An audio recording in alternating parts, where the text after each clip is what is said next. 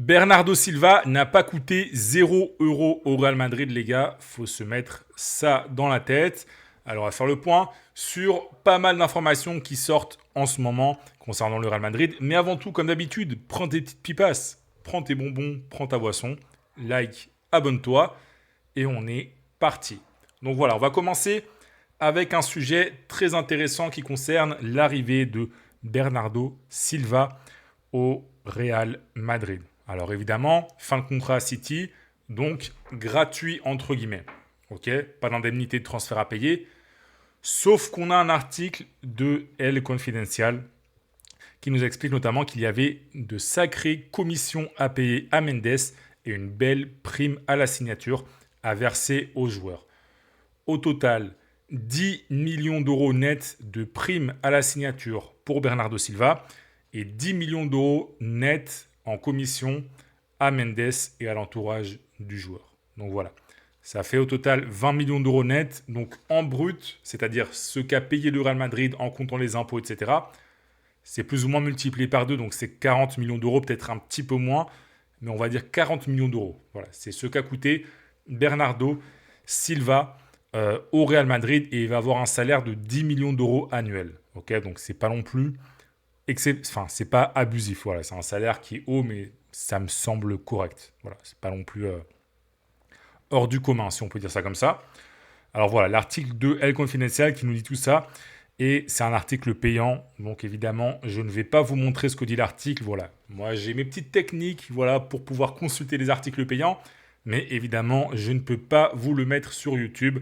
Sinon, c'est comme si je volais l'article aux médias. Donc voilà, par respect pour El Confidencial et pour pas me faire strike la chaîne au passage, je ne vais pas vous le mettre. Mais voilà, bon, si vous cherchez un peu sur Twitter, il y a des comptes qui reprennent les informations. Donc voilà, Bernardo Silva, en vrai, la signature, elle a coûté 40 millions d'euros au Real Madrid.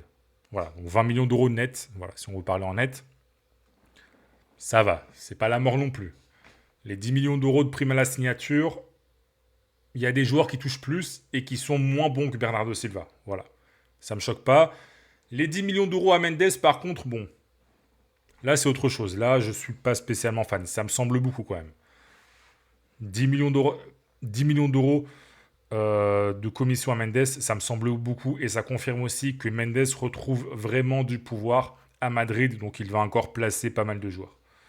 Voilà, sachant qu'à la base, les commissions, c'est pour, comment dire, c'est une sorte de récompense à l'agent pour avoir fait son boulot sur un transfert. Sauf que là, c'était un transfert gratuit. Donc Mendes, il n'a même pas eu tant de travail que ça à faire, sachant qu'il a placé son joueur dans un club où l'entraîneur est aussi un client à lui. Donc voilà. Mais bon, voilà.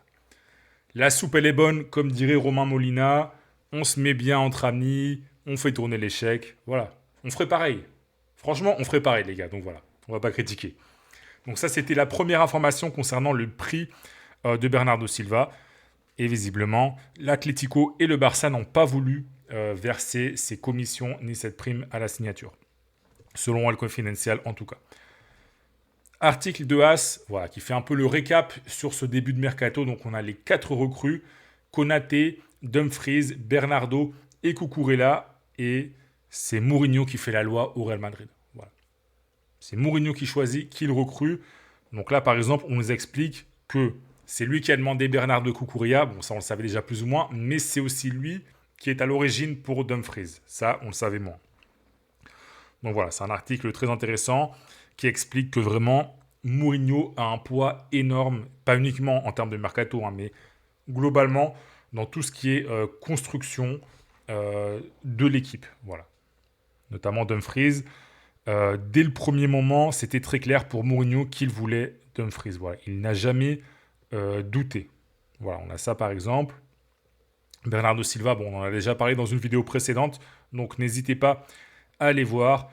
Et pareil pour Cucurella. Et on nous parle aussi de potentiels recrues comme Gvardiol, Calafiori et Hincapié. Donc voilà, il va falloir voir ce qui va se passer dans les prochaines semaines, dans les prochains jours même. Sauf que bon, visiblement, Gvardiol, il va plutôt prolonger à City. Mais bon, on ne sait jamais. On ne sait jamais. Et voilà, ce que nous explique l'article de As pour conclure, c'est que vraiment, Mourinho, il voulait des joueurs performants dès maintenant. Et ça contraste un peu avec la politique mercato récente du Real Madrid. Parce qu'il ne faut pas oublier que l'été dernier, le Real Madrid recrute des joueurs, pas que l'été dernier, mais avant aussi, mais recrute des joueurs pour l'avenir. Voilà, Mastantuono, c'est un joueur que tu ne recrutes pas forcément pour qu'il soit performant dès maintenant. Hudson, il est un peu entre les deux, Carreras aussi. Là, ce sont des recrues, des joueurs qui sont déjà des joueurs confirmés, expérimentés, internationaux, même titulaires avec leur pays. Donc voilà, ça c'est déjà Mourinho qui a dicté un petit changement de politique mercato au Real Madrid. Et vu qu'on parle de mercato et de Mourinho, on va enchaîner sur cet article d'Oke Diario. Enzo Fernandez pourrait être le prochain. Voilà.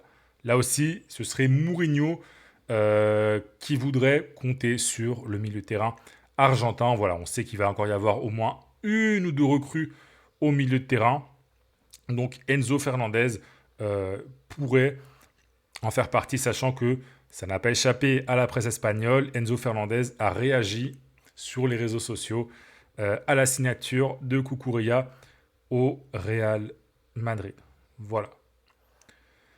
Alors là, on nous explique qu'il y a déjà eu des propositions ces derniers mois, mais que ce n'était pas forcément la priorité, l'option préférée de la direction du Real Madrid. Mais l'arrivée de José Mourinho pourrait changer les choses. Voilà, et là on a le tweet de Ben Jacobs qui nous explique que Chelsea demande 120 millions d'euros de livres, pardon. Donc c'est quand même beaucoup d'argent. Donc voilà, Enzo Fernandez pourrait être le prochain. En tout cas, c'est un joueur qui plaît beaucoup à Mourinho, et pas que à Mourinho, puisque moi il me plaît beaucoup aussi. Voilà, je te donne mon avis. Moi en tout cas, comme tu le sais, je ne suis pas supporter du Real Madrid, mais je suis énormément l'actualité du club. Et je trouve que le Real Madrid va dans la bonne direction. Voilà. Je ne suis pas vraiment fan de Mourinho, je ne vais pas te le cacher, mais je trouve qu'en tout cas, tout est mis en place pour que Mourinho puisse réussir. Voilà. Là, Mourinho, comme je l'ai dit sur d'autres vidéos, il n'a aucune excuse. Si ça foire, il n'y a pas d'excuse. Parce que là, il fait ce qu'il veut, il a les joueurs qu'il souhaite, il va aussi avoir le staff qu'il souhaite, on va juste en parler après d'ailleurs. Donc là, Mourinho n'a aucune excuse. Mourinho, là, il a Pérez dans la poche et il fait ce qu'il veut. Donc là, il n'y a pas d'excuse. Mais je pense que le Real Madrid va vraiment dans la bonne direction. Donc voilà, on nous parle aussi de Matheus Fernandez. C'est un joueur dont on a parlé plusieurs fois aussi sur la chaîne. On enchaîne justement le staff de Mourinho. On verra. Sami Khedira, voilà, joueur emblématique du club au début des années 2010, qui a été un joueur majeur pendant la première aventure de Mourinho. Donc il va rejoindre le staff du coach portugais. Voilà. Je ne sais pas vraiment quelle sera sa fonction exacte. C'est pas vraiment précisé encore. Voilà, on en saura sûrement dans les prochaines. On en saura plus dans les prochaines semaines. Pardon.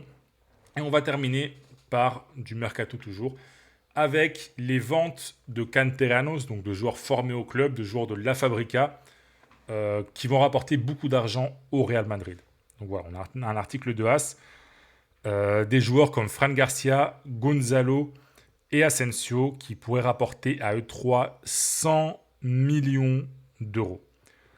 Sachant que le Real Madrid va déjà toucher environ 20 millions d'euros sur la vente de Victor Munoz à Newcastle, parce qu'il va être vendu par Osasuna pour 40 millions d'euros, et le Real Madrid a la moitié des droits. Donc voilà, potentiellement 120 millions d'euros de récoltés rien que sur la vente de canteranos. Et ça aussi, c'est une stratégie du Real Madrid depuis un petit moment déjà d'utiliser la Fabrica comme source de revenus. Voilà. Moi, je trouve ça dommage. Moi, j'aime toujours que les jeunes soient intégrés au club. Alors évidemment, il n'y a pas de place pour tout le monde, surtout dans un club comme le Real Madrid. Mais je pense que Gonzalo Garcia, vous connaissez mon avis, pour moi, c'est un joueur qui pourrait être utile. Après, c'est vrai que lui, il y a du monde, il y a Hendrick de retour, donc ça va être compliqué pour lui de jouer, mais moi, Gonzalo Garcia, par exemple, je le garderai. Voilà. Après, voilà, bon, Asensio, il y a des problèmes extrasportifs, en plus, comportement qui n'est pas idéal apparemment, donc ça ne me choque pas. Fran Garcia, bon, moi j'aime bien, mais là, avec Cucurella, Carreras et Mendy, c'est le 4e latéral gauche, donc évidemment, il doit partir pour son bien. Victor Munoz, j'aurais aimé le voir au Real Madrid aussi, en équipe première, enfin, le revoir, vu qu'il avait déjà joué quelques matchs à l'époque. Mais voilà, c'est comme ça. Le Real Madrid utilise son centre de formation en grande partie pour renflouer les caisses. Pourquoi pas? Je trouve ça dommage. Mais en tout cas, ça va permettre de financer de nouvelles recrues pour José Mourinho. Voilà, Enzo Fernandez par exemple, pourrait être recruté rien qu'avec l'argent qui va être touché sur la vente de Canteranos. Donc je répète, c'est dommage, mais c'est comme ça. Donc voilà, écoute, si tu es fan du Real Madrid, je veux ton avis en commentaire sur Enzo Fernandez notamment. Est-ce que tu serais content d'avoir Enzo Fernandez? Est-ce que tu penses que c'est le joueur qu'il faut au milieu de terrain du Real Madrid? Donc tu peux me répondre en commentaire, pardon, j'en perds mon latin. Et comme d'habitude, lâche un petit like, abonne-toi, active la petite cloche et reste très attentif parce qu'il va y avoir plein de vidéos très intéressantes qui vont arriver dans les jours à venir.